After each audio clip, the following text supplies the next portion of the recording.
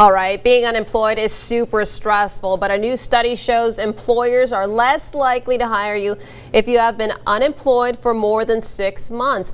UT Director of Human Resources Cory Fish joins us now to basically break it down. What does the study show? Well, let's start off. This is going to be a little bit of a wonky segment. Okay. There's several graphs in here, but it's really great information, especially if you are someone who's unemployed. Okay. So first of all, there's something called the beaverage curve, and I'm sitting here going, was that like Justin Bieber fans that are looking for jobs? But no. Probably the beaverage curve, if we have that first graph up, it basically shows the higher unemployment is, which is on your left side. Mm-hmm. I'm sorry, the lower unemployment is, which is on your left side, the higher amount of vacancies there are. So you could see as the unemployment rate comes down, as the unemployment rate goes up, which is to the right, the vacancies go down, until we get to the end where it kind of just all goes out of whack. And the arrow's going everywhere. And so these professors at Northeastern, they kind of said, well, what is this? We've got to explain this. Mm-hmm. So they've come up with a little bit of a research project. What they did is they sent 4,800 resumes, fictitious resumes, for 600 actual jobs, and they took 3,600 of the resumes and they were unemployed. And they varied the amount of unemployment, and they varied their skills, and some of them were exactly lined up for a job, and some of them were exactly not lined up for a job. And they sent them all out and got their responses back, and they found some really amazing stuff. Generally, what they found is the longer you were unemployed, okay, the less chance you had at getting a call back for a job. Now that's pretty... Even if you have the skills? Even if you have the skills. I was going to say that's pretty standard Obvious. For anyone in HR. The longer you're unemployed, the less likely you are to get a call. Okay. But what the graph shows, if we have the second graph up, the top line here is folks with exact skills to match the job. The red one. The red line. So the folks at the red line obviously get a call back more often. However, if you go to the right side of the graph, that's unemployed longer than 6 months. That's that at the baseline there. Those folks longer than 6 months unemployed are getting less callbacks than people who have been unemployed for 6 months without the specific job skills. So what do you do if you're watching on TV or you're watching online and you're unemployed, it's been nearing 6 months, almost past 6 months, but you can't find work? I mean, I know it's very difficult to get work out there. What do you do if you're getting there already?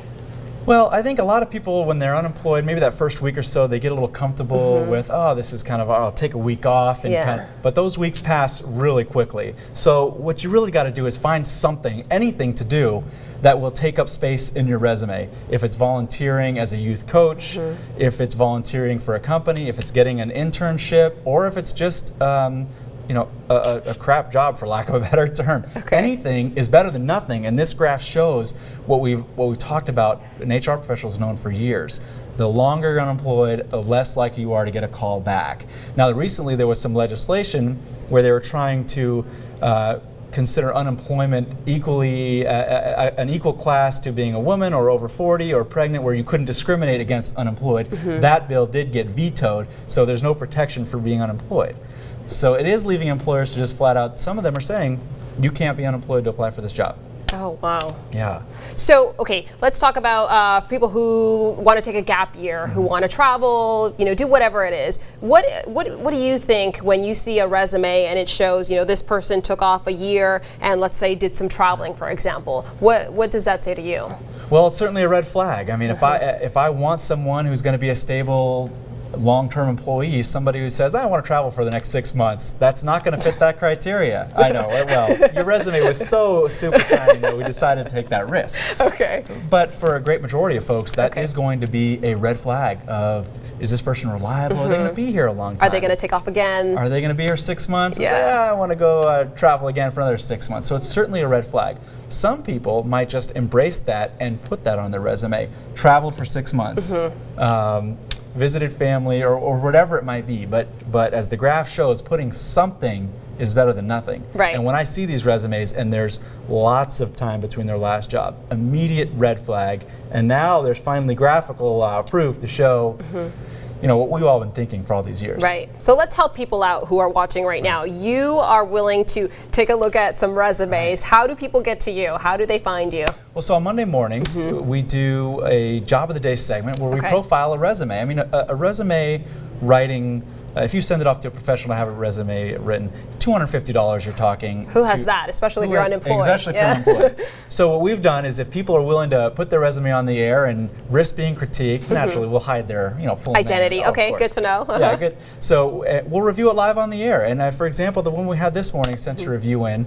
One of the better resumes content-wise that I've ever seen for a college graduate. I mean, this woman was doing a lot of stuff in college that was directly in line to what she was doing, but her resume was so out of whack that you couldn't even see any of this stuff. We reformatted it on the air, and actually it turns out she may even be qualified for a job we have here at the UT. Oh, wow, so, that's how amazing. about that? That'd be a great story if we made that happen. So you can send the resumes to resume.review at utsandiego.com, and if you're picked, we'll get you live on the air. Awesome. Okay. So what is a common mistake that you have been noticing? Is there something that stands out when you're looking at these resumes, when you're critiquing? Is it the font? Is it spacing? Or something more serious maybe?